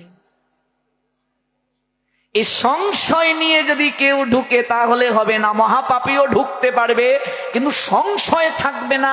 সংশয়বাদীকে গোবিন্দ কৃপা করেন না। হে আমি মহাপাপী, কিন্তু তুমি পতিত উদ্ধার জগন্নাথ, তুমি গোবিন্দ, আমি মহাপাপী, তোমার চরণে এসেছি, আমার বিশ্বাস তোমার এই কথা শ্রবণে আমিও পবিত্র হয়ে যাব। গৌর প্রেমানন্দে আমিও পবিত্র হব, তুমি আমায় পবিত্র করবে। দর্শনে পবিত্র করো, এই তোমার গুণ। সাধু দর্শনে আমার পবিত্র হবে, বৈষ্ণব দর্শনে পবিত্র হবে, তোমার কথা শ্রবণে পবিত্রতা আসবে। কিন্তু সংশয় যদি থেকে যায় গঙ্গা স্নান করেও যে আমি পবিত্র হলাম কিনা, না, অনন্ত কাল গঙ্গা স্নান করলেও লাভ হবে না, হবে না লাভ। সবাই দৌড়াচ্ছে। মহাদেব একটু মুস্কি এসে বললেন, দেখেছো স্নান তো করতে এলো, বিশ্বাস কজনের আছে? ওই দেখো দৌড়াচ্ছে, স্নান করেছে, ডুব দিয়ে উঠেছে, কিন্তু ভাবছে যদি একটু পাপ থেকে যায়। যে পন্থীর্থে কয়দিন পরে স্নান, চৈত্র মাসের 2 তারিখে দল বেঁধে আমরাও তো সবাই যাই, কিন্তু কজনের বিশ্বাস হয় 7 তীর্থ এসেছেন, যদি বিশ্বাস করে ডুব দাও অনন্ত জন্মের পাপ সঙ্গে সঙ্গে নির্মল হয়ে গেল। বিশ্বাসে মিলায় বস্তু, তর্কে বহুদূর। সর্বপ্রথম এটা মা, এটা না করলে হবে না, এটা না করলে হবে না। যে প্রসাদ দ্বারা কৃপা হবেই হবে। চরণ ধুলির দ্বারা কৃপা হবেই হবে, সঙ্গ করছি কৃপা হবেই হবে, তোমার কথা শ্রবণ করছি অবশ্যই কৃপা হবে, অবশ্য রক্ষিবে কৃষ্ণ। এই যে ভাব। একটা মাতাল লোক মদ খায়, ও যাচ্ছে পাশ দিয়ে হেঁটে, এই মা কাচ্ছিস কেন রে, এই কাচ্ছিস কেন, এখানে কাচ্ছিস কেন, এই এখানে কে রে, লাশ কি রে এখানে পড়ে? আমার স্বামী বাবা পার্বতী বলছেন, এসেছিলাম দুজন তীর্থ করতে, আমার আগে চলে গেল, আমি একলা কি করে নেব শ্মশানে, কাউকে পাচ্ছি না বাবা। শর্তটা হলো আমার স্বামীর এই লাশ যদি কেউ স্পর্শ করে, একটু যদি পাপ থাকে তাহলে সে ভস্ম হয়ে যাবে। মাতাল লোকটা বলছে, মারে আমার তো সারাটা অঙ্গই পাপে ভরপুর, আর মানুষ পেলি না, আমাকেই বললি ধরার জন্য? এত এত লোক গঙ্গা স্নান করছে, ওদেরকে বললি না? বলছে ওরা সবাই দৌড়াচ্ছে, কেউ আমায় সহায়তা করছে না। আমি তো মাতাল রে মা, সারা জীবন পাপ করেছি, কিন্তু তোর ওই কান্না দেখে আমি স্থির থাকতে পারছি না। মারে অপেক্ষা কর মা, আমি মাতাল পাপী ঠিক আছে, কিন্তু আমিও শুনেছি রে মা, মহাপাপীও যদি গঙ্গায় ডুব দেয় সে পবিত্র হয়ে যায়। তুই একটু অপেক্ষা কর মা, আমি একটু গঙ্গায় ডুব দিয়ে আসি, ওই গঙ্গায় ডুব দিয়ে এসে আমি তোর মনোবাঞ্ছা পূরণ করব।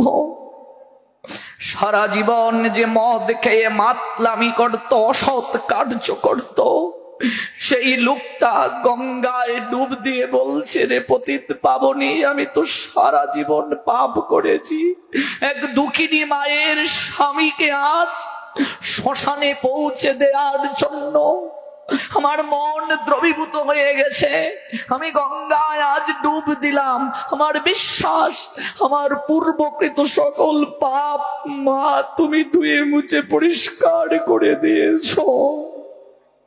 ডুব দিয়ে ভেজা কাপড়ে দৌড়ে এসে বলল, এ মা, মা তুই ধর একদিকে, আমি ধর একদিকে, ওই মাথার দিকে তুই ধর আর আমি চরণের দিকে ধরি, গৌর প্রেমানন্দে।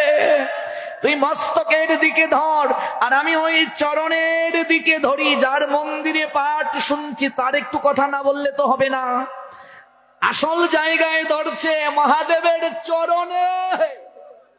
দেহের সব জায়গায় মায়া আছে, চরণে আছে কেবল কৃপা। যখন দুটো চরণ স্পর্শ করলো, সঙ্গে সঙ্গে শক্তি সঞ্চারিত হয়ে গেল, বিকার এসে গেল, সঙ্গে সঙ্গে মহাদেব আবির্ভূত হয়ে গেলেন। আবির্ভূত, ওরে তোর বিশ্বাস, তোর ভক্তি আমাকে মুগ্ধ করেছে। অগণিত লোক স্নান করছে ওই জায়গায় রে, ওরা স্নান করছে যে অমুক এসেছে আমিও যাই, কিন্তু ওদের ভেতরে বিশ্বাস নাই, শ্রদ্ধা নাই। তীর্থ ভ্রমণ কেবলই মনের ভ্রম।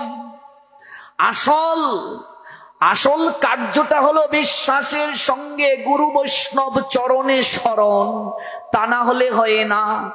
ওরে তাকিয়ে দেখ আমি কে, স্বয়ং মহাদেব, স্বয়ং কাশীর বিশ্বম্বর বিশ্বনাথ দাঁড়িয়ে আছেন। মহাদেবের একটা নাম বিশ্বম্বর, মহাদেবের একটা নাম বিশ্বনাথ, দাঁড়িয়ে আছেন তিনি। ওরে আর তোকে এই দেহ ধারণ করতে হবে না, আমি তোকে নিত্য সেবার অধিকার দেব। এই মুহূর্তে তুই রথে চড়ে শিব লোকে গমন করবে। গৌর প্রেমানন্দে। এই হলো সুদৃঢ় বিশ্বাস, এই হলো শ্রদ্ধা। গঙ্গায় গিয়ে স্নান করলে মানুষ পবিত্র হয়। আর ভগবানের কথা গঙ্গা, আমরা যে এখন শ্রবণ করছি এটা কথা গঙ্গা, এটা স্নান করার দরকার নাই। ওই জায়গায় বসে আপনার কান দিয়ে প্রবেশ করলে আপনি পবিত্র হয়ে যাবেন। কথাটা বুঝাতে পেরেছি মা? কথা গঙ্গা হলো কর্ণমূল দিয়ে প্রবেশ করলে আপনি পবিত্র। গঙ্গায় স্নান করলে পবিত্র হয় মানুষ, দেহটা ডুবাবে জলে, কিন্তু ওই জায়গায় আর ডুবাতে হয় না। বসলেন, দাঁড়ালেন, যে যেখানে যে অবস্থা এলেন, যখন কানের ভিতর দিয়া মরমে পশিল গো আকুল করিল মনোপ্রাণ, সঙ্গে সঙ্গে আপনি পবিত্র হয়ে যাবেন। তাহলে মহাপাপী আমি আপনি, তাতে ভয় পাওয়ার কিছু নেই। ঢুকুন ওই জায়গায়, বসুন এই জায়গায়। বিদ্যাপতি অভয় দিয়ে বললেন, শোনো, তুমি বলছো জীব উদ্ধারিতে মুরে অবতার, তুমি কেমন জীব উদ্ধার করবে তা তো বলো নাই। খারাপ জীব উদ্ধার করবে না ভালো জীব উদ্ধার করবে, তুমি বলছো জীব। তাহলে ভালো আছে মন্দ আছে, তাহলে আমিও তো এই জায়গায় পড়ি। হ্যাঁ, আমাকে তুমি কি করে ফেলে দেবে? শোনো, তুহু জগন্নাথ জগতে কহা অসি, জগ বাহির নহ মুই ছাড়, আমি জগতের বাহির নই। তোমাকে উদ্ধার করতে হবে, তুমি প্রতিজ্ঞা করেছো। তুহু জগন্নাথ জগতেরই নাথ, তুমি তো জগন্নাথ। জগতে কহা অসি, জগ বাহির নহ মুই ছাড়, আমি তো জগতের বাইরে নয়। কি এ মানুষ পশু পাখি জনমিয়ে, অথবা কীট পতঙ্গ, করম বিপাকে গতাগতি পুনঃ পুনঃ মতি রহু তুয়া পরসঙ্গ। ভনয়ে বিদ্যাপতি অতিশয় কাতর, তরইতে ইহ ভব সিন্ধু, তুয়া পদ পল্লব করি অবলম্বন, তিল এক দেহ দীন বন্ধু। আজকে কর্ম বিপাকে বারবার জগতে আসছি আর যাচ্ছি, মতিরহু তুহা পরসঙ্গ, তোমার চরণে মনকে নাম যাইয়া কত জায়গায় ঘোরাফেরা করছি, তোমার চরণে মাথা ঠেকাচ্ছি না। ভনয়ে বিদ্যাপতি, আজ বিদ্যাপতি অতিশয় কাতর হয়ে তরাইতে ভব সিন্ধু, এই ভব সাগর পাড়ি দেওয়ার নিমিত্তে তুয়া পদ পল্লব করি অবলম্বন, তোমার দুটো চরণ পল্লবকে আমি অবলম্বন করেছি। তিল একটু তিল স্থান দাও, মানে অল্প হলেও স্থান দাও। তোমার এই চরণ, ওই চরণে সবাই তো স্থান পায়, আমাকেও একটু স্থান দাও, আমাকেও তুমি ঠেলে দূরে দিও না। এই ভাবটা জানিয়ে যান, এই ভাব জানিয়ে যান। কারণ ভক্ত তোমার কাছে না গেলে তুমি তো যেতে পারো। যারা এসেছি আমরা, তারা তো বহু জন্মের সৌভাগ্যের অধিকারী। যারা যেতে পারেনি তারাও কৃপা পায়, কৃপা পায়, তারাও কৃপা থেকে বঞ্চিত হয় না। সাধনাটা করতে হয় রে মা যৌবন থাকতে, শরীরে শক্তি থাকতে করতে হয়। সব চলবে, ব্যবসাও চলবে, পড়াশোনাও চলবে, চাকরি চলবে, সংসারের কার্যও চলবে, কিন্তু ভগবানকে বাদ দিয়ে নয়, ভগবত কর্মকে বাদ দিয়ে নয়। যেখানেই সাধু সঙ্গ হচ্ছে শুনবেন, ছুটে চলে যাবেন। কিচ্ছু পারছেন না, একটা প্রণাম অন্তত দিন, যে আর কিচ্ছু পারি না, হে প্রভু তোমাকে আমি 3 বেলা প্রণাম দিচ্ছি, আমি আর কিচ্ছু পারবো না, তাতেও আপনার শেষের পথটা সুগম হয়ে যাবে। গীতায় আছে মাম নমস্করু, আর কিচ্ছু পারো না অর্জুন, আমাকে একটা প্রণাম দাও। ডক্টর মহানামব্রত ব্রহ্মচারী গীতার ধ্যান যারা পড়েছেন, এই শ্লোকটার ব্যাখ্যা তিনি এত সুন্দর দিয়েছেন। মন মনা ভব, তোমার মনটা আমায় দাও। বলছেন কি, মদ ভক্ত আমার ভক্ত হও, মদ যাজি আমার পূজক হও, মাম নমস্করু আমায় প্রণাম দাও। এই পর্যন্ত বললেন। মহানামব্রতজি ব্যাখ্যায় বললেন, ভগবান বলছেন মন দাও। মনটা কি করে দেব? মনটা তো মলিন হয়ে গেছে, মন তো অন্যজনকে দিয়ে দিয়েছি, মনটা তোমায় দিতে পারছি না, মন দিতে পারবো না। মহানামব্রত প্রশ্ন করেন, আমি দিতে পারবো না। তো প্রভু বললেন, দিতে পারবে না? আচ্ছা, তাহলে তুমি সব জায়গায় অন্তত বলো যে আমি কৃষ্ণ ভক্ত, আমি অন্তত তার ভক্ত, এটা বলো, তাহলে তো কৃষ্ণ নামটা উচ্চারণ হবে। আচ্ছা, তাও পারছো না, তাহলে একটু আমার পুজো তো করতে পারো, একটু ঘন্টা তো একটু বাড়ি দিতে পারো, হ্যাঁ, একটা পুষ্প তো দিতে পারো, একটা তুলসী তো দিতে পারো। ও না, আমি এত কিছু পারবো না। আচ্ছা ঠিক আছে, মাম নমস্কার, কিচ্ছু লাগবে না, আমায় একটা প্রণাম দিও।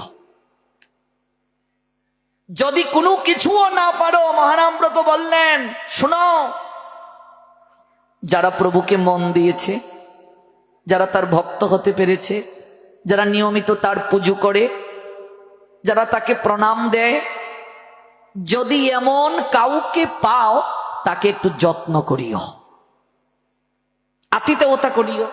মানে তুমি পারছো না, তোমার পরিবারে তুমি স্বামী, তুমি পারছো না, স্ত্রী পারছে, তাকে একটু সহায়তা করো, তাতে তোমারও মঙ্গল হবে। তুমি পারছো না, তোমার সন্তান করছে, বাবা আমি তো পারিনি রে, তুই আমার পেটের সন্তান, আমার উচিত ছিল তোকে ভক্তি শিক্ষা দেওয়া, আমি পারি নাই, তুই তো পারছিস বাবা, তুই এগিয়ে যা, আমি তোকে সহায়তা করছি। এই কৃপাতে তোমারও একদিন পথটা পরিষ্কার হয়ে যাবে।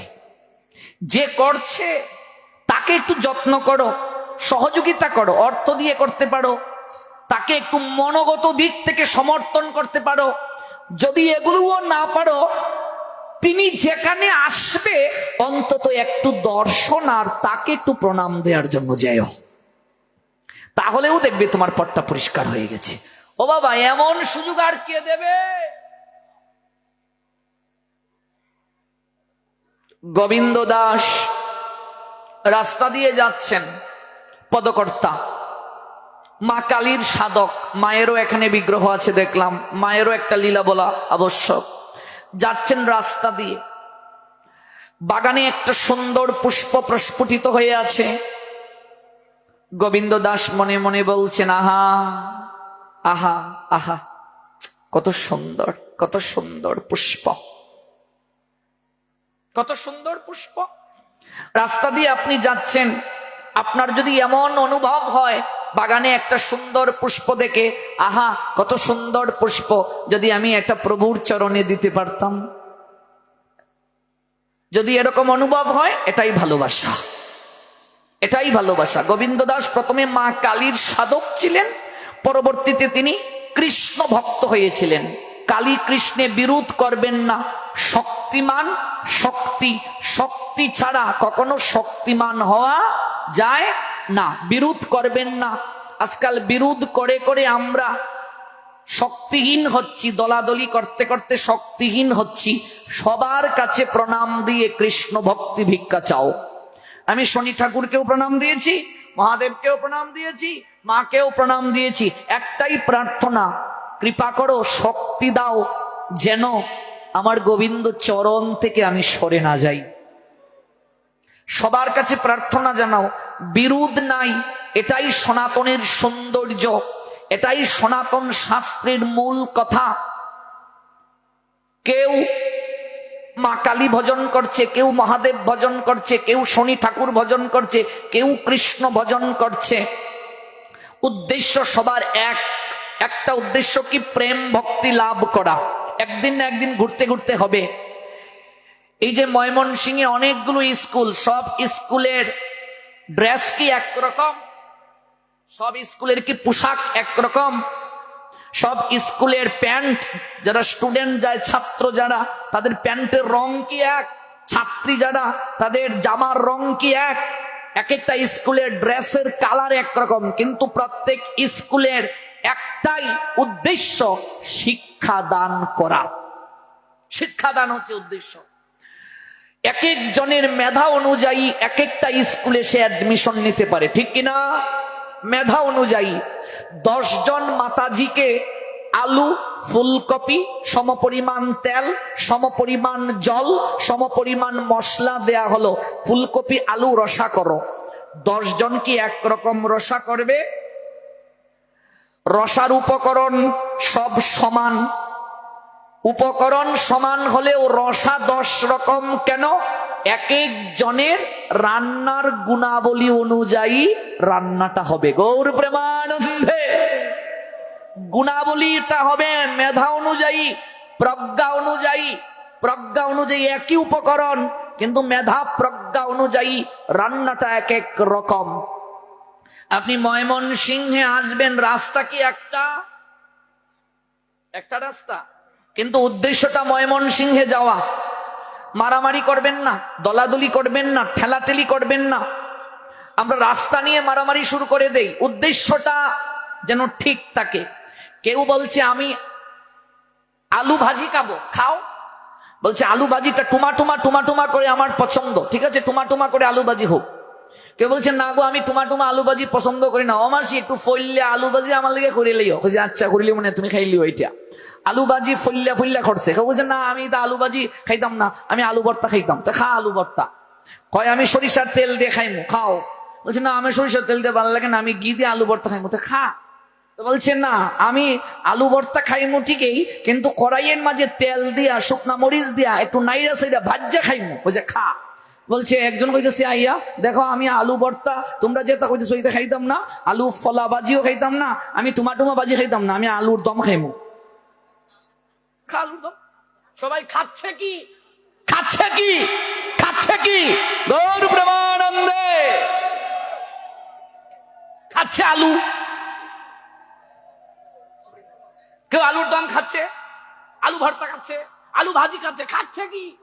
যার যেমন পছন্দ তেমন করে খাচ্ছে। খাচ্ছে আলু। না বুঝে মারামারি করছে, না বুঝে ঠেলাঠেলি করছে, না বুঝে মতভেদ হয়ে যাচ্ছে। এটা কালী মন্দির, আমরা প্রণাম দেব না। এটা শিব মন্দির, আমি প্রণাম দেব না। এটা যারা বলছে ভাবছে ওদের মাঝে ভক্তি নাই, শ্রদ্ধা নাই, ওরা শাস্ত্র জ্ঞানহীন, ওরা ভালো করে বুঝেইনি। সাধক যত উপরে উঠবে, রামকৃষ্ণ পরমহংসদেব বলছেন, সাধক যত উপরে উঠবে সবাইকে সমান দেখবে। যত উপরে উঠবে সব সমান। যত নিচে থাকবে, সাধনা যত নিচে থাকবে, এর মাঝে দোষ দেখবে, ওর মাঝে দোষ দেখবে, অসমান দেখবে। উপরে যত উঠবে সমান দেখবে, সমান, সব সমান। গোবিন্দ দাস মা কালীর আরাধক। তিনি বাগানে যাচ্ছেন, গিয়ে দেখছেন আহা কি সুন্দর পুষ্প। ওই পুষ্পটা তিনি চয়ন করে আনলেন, মায়ের চরণে দেবেন, মায়ের চরণে। এবার যখন মাকে চরণে অর্পণ করবেন গোবিন্দ দাস, তখন মা বলছেন, গোবিন্দ এই পুষ্প তুমি আমার চরণে দিও না, আমার চরণে দিও না পুষ্পটা। কেন মা? এই পুষ্প আমার প্রভুর চরণে অর্পণ হয়ে গেছে। এই যে পুষ্পটা, এটা আমার প্রভুর চরণে অর্পণ হয়ে গেছে, কৃষ্ণের চরণে অর্পণ হয়ে গেছে। গোবিন্দ বলছে, আমি তো এটা বৃন্তচ্যুত করে আনলাম, বাগানে ছিল, বাগান থেকে তুলে আনলাম, এটা কে অর্পণ করলো? আমি বিষয়টা কি বুঝাতে চাচ্ছি ভালো করে বুঝবেন। রাস্তা দিয়ে একজন ভক্ত যাচ্ছিলেন, তিনি এই পুষ্পটা দেখে বলছে, আহা কত সুন্দর পুষ্প, যদি আমার গোবিন্দকে দিতে পারতাম। তো যেহেতু দেওয়ার সুযোগ নাই, তিনি বলছেন, গোবিন্দ আমি এই পুষ্পটাই আমার হৃদয়ে চন্দন আর মন তুলসী ধারা, আমি ওই পুষ্পটাকে তোমায় অর্পণ করে দিয়ে দিলাম।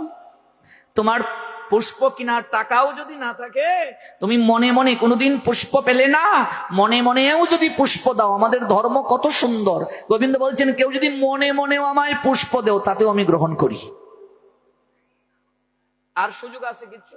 এত সহজ কিচ্ছু আছে যে মনে মনে কেউ যদি দেয়, পুষ্পটা আমি দিলাম তোমায়, প্রভু গ্রহণ করে ফেলেছেন। এখন ভগবানকে যে পুষ্প দেয়া হয়েছে চরণে, এই পুষ্প গুরুদেবকে আমরা কোথায় দেব? মস্তকে। এই যে মালা, ওই মালা ভাগবতকে দেয়া হলো, প্রসাদী মালা দেয়া হলো। ওই মালাটা যখন আমরা ভক্তকে দেব, তিনি কি এই মালা যত্রতত্র ফেলতে পারবেন? তিনি প্রণাম দিয়ে গ্রহণ করবেন, মস্তকে স্পর্শ করবেন, তাই তো? এটা ভাগবতকে দেওয়ার কারণে ওই মালার মর্যাদা বেড়ে গেছে কিনা? ভাগবত স্বয়ং ভগবান।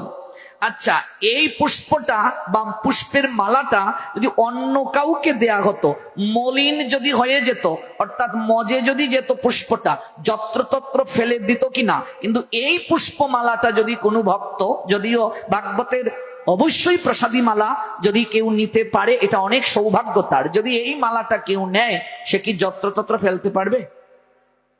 হয় জলে বিসর্জন করবে যদি মলিন হয়ে যায়, ঘরে নিশ্চয়ই রাখবে, মলিন হলে জলে বিসর্জন করবে। তাহলে একই পুষ্প, একই পুষ্পের মালা, কিন্তু ক্ষেত্র বিশেষে মর্যাদা বেড়ে গেল কিনা? বেড়ে গেল। এই পুষ্পটা ভগবানকে দেওয়ার কারণে মর্যাদা বেড়ে গেল। এই জন্য এই পুষ্পটা আমরা চরণে স্পর্শ করতে পারবো না, মাথায় দেব। কেমন? যেমন গুরু বৈষ্ণবের চরণে, পিতামাতার চরণে পুষ্প দেয়া যায়, পুষ্পাঞ্জলি। এই পুষ্প কি ভগবানের প্রসাদী পুষ্প দেয়া যাবে? না, দেয়া যাবে না, এটা আলাদা পুষ্প। তেমনি ভাবে দেব দেবীগণ হলেন ভগবানের অংশ প্রকাশ, ভালো করে বুঝে যান, শক্তির প্রকাশ। এখন ভগবানকে যে পুষ্প দেয়া হলো সেই পুষ্পটা দেবতাগণও গ্রহণ করেন, কিন্তু দেবতারা চরণে সেটি গ্রহণ করেন না। এই জন্য মা বলছেন এই পুষ্পটা আমার মস্তকে দে গোবিন্দ, আমার মস্তকে দে, এটা আমার প্রভুর সেবায় লেগে গেছে। আমি যে বিষয়টা বোঝানোর চেষ্টা করছি, যে প্রভুকে যে মন দিতে পেরেছে, ভক্ত হতে পেরেছে, প্রণাম দেয় এবং প্রভুকে প্রতিদিন যে অর্চন করে, সেবা দেয়, সে তো মহা সৌভাগ্যের অধিকারী। যদি কেউ করতে না পারে, যারা করতে পারে এমন কাউকে যদি সে পেয়ে যায়, তাকে একটু যত্ন করবে, আতিথেয়তা করবে, সহযোগিতা করবে। যদি তাও না পারে, অন্তত একটু দর্শন করার জন্য যাবে, তাতেও তার মঙ্গল হবে, তাতেও তার পরিবর্তন হয়ে যাবে। এবং সে যদি সরাসরি দেওয়ার কিছু সুযোগ নাও পায়, মনে মনেও যদি সে ভগবানকে অর্পণ করে, তাহলেও ভগবান গ্রহণ করবেন। এটাই সনাতনের সৌন্দর্য, এটাই সনাতন শাস্ত্রের কথা। পৃথিবীর কোথাও আপনি এই তত্ত্ব পাবেন না, পৃথিবীর কোথাও আপনি এই সত্য পাবেন না, পৃথিবীর কোথাও আপনি এই উপলব্ধি পাবেন না। এটা কেবল সনাতন ধর্মেই সম্ভব, এটা কেবল সনাতন শাস্ত্রেই সম্ভব। সনাতন উদারতার কথা বলে, সনাতন আমাদেরকে মহানুভব হওয়ার শিক্ষা দেয়, সনাতন আমাদের মানবতার কথা বলে, মানবতার মন্ত্রে আমাদেরকে। সনাতন শাস্ত্রে বলা হয়েছে, একটা প্রণামও যদি কেউ দেয় আর যদি কিছু নাও পারে, ও মা একটা প্রণামও যদি দিতে পারো, তাহলে কি হয়? চণ্ডী যিনি লিখেছেন, মার্কেন্ডেয় মুনি, নিশ্চয় নাম জানেন আপনারা। চণ্ডী, দুর্গা পূজায় চণ্ডী পাঠ অবশ্যই করতে হয়, ঢাক অবশ্যই বাজাতে হয়। ও চণ্ডী যিনি লিখেছেন মার্কেন্ডেয় ঋষি, ওনার নাম।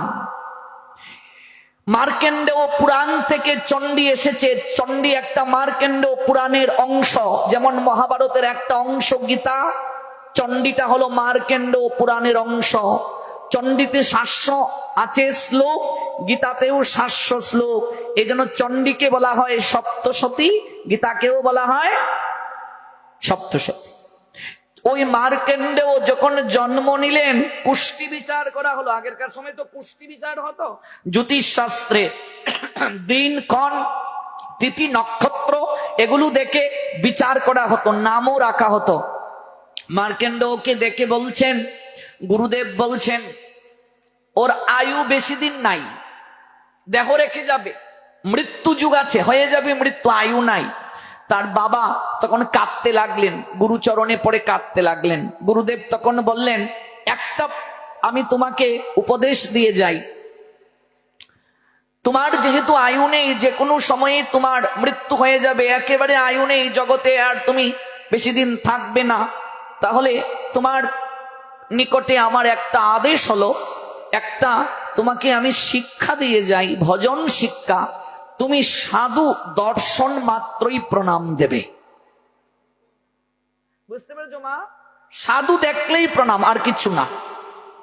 রাস্তা দিয়ে যাচ্ছেন তাতেও প্রণাম, দর্শন মাত্রই প্রণাম, সাধু দর্শন মাত্রই প্রণাম। বিচার করতে প্রথমে যাবে না, প্রথমে বিচার করতে গিয়ে অপরাধ হয়ে যেতে পারে, কাজে দর্শন মাত্রই প্রণাম। দেব মন্দির দর্শন মাত্রই তুমি প্রণাম দেবে, যেখানেই দেব মন্দির দেখবে দর্শন মাত্রই প্রণাম। যদি ভেতরে যেতে না পারো, চূড়া দর্শন করে প্রণাম দিলেও প্রণামের কৃপা হয়ে যায়। হরিদাস ঠাকুর জগন্নাথ মন্দির প্রবেশ করতে পারছেন না, প্রবেশের অনুমতি নাই। পুরীতে একটা নিয়ম আছে, নিয়মটা হলো জন্মসূত্রে সনাতনী ব্যতীত পুরী মন্দিরে কেউ প্রবেশ করতে পারে না, এটা তাদের একটা নিয়ম। এই জন্য হরিদাস ঠাকুর যেহেতু ম্লেচ্ছকুলে এসেছেন, তার মন্দিরে প্রবেশের অধিকার ছিল না। মহাপ্রভু হরিদাসকে বলেছিলেন, হরিদাস যখন কাঁদতেন, ওই দুঃখটা জানাতেন, মহাপ্রভু তখন বললেন, হরিদাস তুমি ওই মন্দিরের চূড়া দেখে প্রণাম দেবে, দর্শনে মন্দিরে যেতে হবে না। একদিন জগন্নাথ আসবে তোমায় দর্শন করে কৃপা করার জন্য। কথাটা চিন্তা করেছো মা? জগন্নাথ আসবে মানে ভক্তি প্রীতি যার গভীর রয়েছে, সে যেখানে যে অবস্থাতে ভজন করুক না কেন, ভগবান আসবেন তাকে কৃপা করার জন্য। ওই চূড়া দর্শন করেই প্রণাম দিত। জগন্নাথের যে চূড়ায় যে উঠছে পতাকা নিশান, এটা দেখেই প্রণাম, তাতেই ফল লাভ হয়।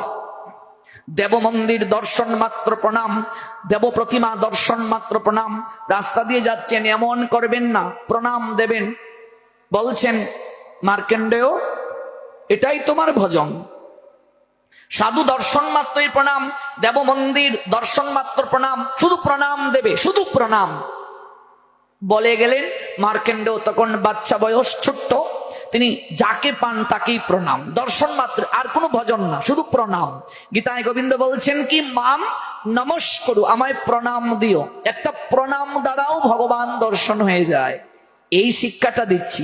প্রণাম দ্বারা আয়ু বৃদ্ধি হয়ে যায়, প্রণাম দ্বারা শেষের পথটা পরিষ্কার হয়ে যায়। আপনি কিচ্ছু পারছেন না, 3 বেলা আপনার গৃহ মন্দিরে ভগবানকে প্রণামটা অন্তত দিন। ওই প্রণাম দিতে দিতেই দেখবেন আপনার ভেতরে ইচ্ছে জাগবে, আহা প্রভুকে প্রণাম দিচ্ছি, প্রভুকে যদি একটা মালা পরিয়ে দিতে পারতাম, আপনা থেকেই দেখবে জাগবে, একটার পর একটা স্টেপ টু স্টেপ জাগবে। আহা প্রণাম দিয়েছি, একটু বসি দেখি আজকে হরিকথাটা কি হয়, ঠিক কি না বাবা? এই যে আপনি ঢুকলেন, প্রণামটা দিলেন, কারণ আপনার ইচ্ছা হবে কি একটু শুনে যাই। এই যে শুনতে গিয়ে আপনি বাধা পড়ে গেলেন, ইস এরপরে কি হবে, ইস এরপরে কি হবে, না ভেতরে ঢুকে গেছি, ভিড় ঠেলে যেতে পারবো না, শুনেই যাই। ভেতরে জাগবে লালসা। যাকেই পাচ্ছেন প্রণাম, যাকেই দেখছেন প্রণাম দিয়ে দিচ্ছেন। এইভাবে প্রণাম দিতে দিতে সৌভাগ্যক্রমে একদিন ব্রহ্মার 4 পুত্র, সনক, সনন্দ, সনাতন, সনত কুমার, চতুষ্কুমার একসঙ্গে যাচ্ছেন। আর মার্কেন্ডেয় দর্শন মাত্রই প্রণাম দিয়ে দিলেন, লুটিয়ে পড়লেন। আশীর্বাদের শক্তি দেখো, প্রণামের শক্তি দেখো। চতুষ্কুমার সঙ্গে সঙ্গে, এটাকে বলে বর মুদ্রা, হাতটা বের করলেন। 4 ভাই ব্রহ্মার 4 পুত্র একসঙ্গে বললেন, আয়ুষ্মান ভব, দীর্ঘজীবী হও। দেখা মাত্রই বললেন দীর্ঘজীবী হও। সাধারণ কোন সাধু না তারা। আগেই যদি মার্কেন্ড বিচার করতে যেতেন সাধু কে, কে সাধু না, তাহলে কি হতো? প্রণাম দিতে থাকুন, দিতে দিতে দিতে দিতে কোনো একদিন ছক্কা হয়ে যাবে। গৌর ব্রহ্মানন্দে আলিঙ্গন করতে থাকুন, করতে করতে কোনোদিন ছক্কা মেরে দেবেন। চরণ ধুলি নিতে থাকুন, নিতে নিতে কোনোদিন হয়ে যাবে। গড়াগড়ি দিতে থাকুন, দিতে দিতে কোনো একদিন হয়ে যাবে, তাতেও হয়ে যাবে। বললেন আয়ুষ্মান ভব, আয়ু বেড়ে যাক তোমার। এই মার্কেন্ডেয় 4 যুগের আয়ু পেয়ে গেলেন। সত্য, ত্রেতা, দাপর, কলি, এক এক রূপে তিনি অহৈতুকী কৃপা প্রাপ্তির সৌভাগ্য দান করলেন। আয়ু বেড়ে গেল। ওই মার্কেন্ডেয় যদি দেহ রাখতেন, আজকে আমরা চণ্ডী পেতাম না। যে চণ্ডী এই শক্তি মন্দিরে পাঠ হয়, এই চণ্ডী মার্কেন্ডেয় ঋষির কৃপা। মার্কেন্ড ঋষির আয়ু ছিল না, একমাত্র সাধুর আশীর্বাদ প্রণামের দ্বারা হয়ে গেল। এই জন্য মা প্রণাম দিয়ে বসবে, বসার জায়গা না থাকলে প্রণাম দিয়ে দাঁড়াবে, প্রণাম দিয়ে যাবে, প্রণাম দিয়ে ঢুকবে, প্রণাম দিয়ে বের হবে। কখনো বসবে না, দাঁড়াবে না, প্রণাম না দিয়ে যাবে না। যদি পারো শেষ করে যাবে, সম্পূর্ণ কৃপা পাবে। যদি ইমার্জেন্সি কোনো কাজ হয়ে যায়, যেতে হবে, প্রণাম দিয়ে যাও, প্রণাম না দিয়ে যাবে না। সাধু দর্শন করতে যাবে, ঘন্টার পর ঘন্টা দাঁড়িয়ে হলেও প্রণাম দিয়ে আসবে। মন্দিরে গিয়েছ, প্রণাম না দিয়ে যাবে না। প্রণাম, ওই প্রণাম দিতে দিতে একদিন না একদিন কৃপা হয়ে যাবে। শ্রবণ করতে করতে কৃপা হয়ে যাবে। ভাগবতের আসরে যাওয়ার সময় একটু ধুলি মেখে যাও, মাখতে মাখতে কোনো একদিন মন পরিবর্তন হয়ে যাবে। কিঞ্চিত যাই প্রসাদ নিবেদন হয়, একটু নিয়ে যাও, দেখবে ওই প্রসাদ পেতে পেতে একদিন চেতনা শুদ্ধ হয়ে যাবে। হরি কথা শুনে যাও, শুনতে শুনতে মহাপাপী মহা অপরাধী যে তারও একদিন পরিবর্তন হয়ে যাবে। আমি খুব আনন্দ পেলাম। আসলে এটা ভগবানেরই কৃপা। এই সময়টাতে আমার এই জায়গায় তো প্রোগ্রামে আসার কথা না, আমার তো প্রোগ্রাম 1 বছর আগে বুকড হয়ে যায়। আমার এই সময়টাতে প্রোগ্রাম ছিল গাজীপুরের কালিয়াকৈর উপজেলায়। এখানে বিশেষ কারণে প্রোগ্রামটা স্থগিত হলো। আর বিশেষ করে আমার এই গোবিন্দ সাহাপ্রভু তিনি শুধু বারবার যোগাযোগ করছেন যে আপনার তো প্রোগ্রাম অনেক আগেই অনলাইনে আমরা দেখি, যদি বাদ পড়ে। আর দেখলাম বেঠে বলে একদম মিলে গেল, এই 3 দিন, বাহ, মিলেই গেল। আর ময়মনসিংহের ভক্তদের প্রতি আমারও একটা বিশেষ টান, আপনাদেরও হয়তো কি ভালোবাসা। আমি তো আবার বলে গিয়েছিলাম ওই আবার জন্মাষ্টমীতে কানাই বলাইয়ে দেখা হবে, 7 দিন কথা দিয়ে গিয়েছিলাম। তো এর আগে মহাদেব যে আমার কান ধরে নিয়ে আসবে আপনাদের একমাত্র আশীর্বাদের জন্য, আপনাদের হয়তো কি প্রীতির জন্য। আজকের এই অপ্রাকৃত কথামৃত আমরা যেখানে শেষ করছি, আগামীকাল এবং পরশু আরো 2 দিন আছে। আমরা একটু দীর্ঘ সময় আজকে যেহেতু আপনারা আমাকে আশীর্বাদ করার জন্য দাঁড়িয়েছিলেন, একটু আমারও গুছিয়ে আসতে একটু সময় হয়েছে। আগামীকাল আমরা ঠিক 8টার আগে আমি চেষ্টা করব বসতে। আর অনেক দূর দূরান্তের ভক্তদেরও যেতে হয়। এরকম প্রতিকূল পরিবেশে আপনারা যে এত সুন্দর করে হরিকথা শ্রবণ করেছেন, আমাকে আনন্দ বাড়িয়ে দিয়েছে। মহাপ্রভু সবাইকে সুস্থ রাখুন, মহাপ্রভু সবাইকে আনন্দে রাখুন। আগামীকাল যেন আপনাদের সঙ্গে আবার দর্শন হয়, আবার সাক্ষাৎকার হয়। নিতাই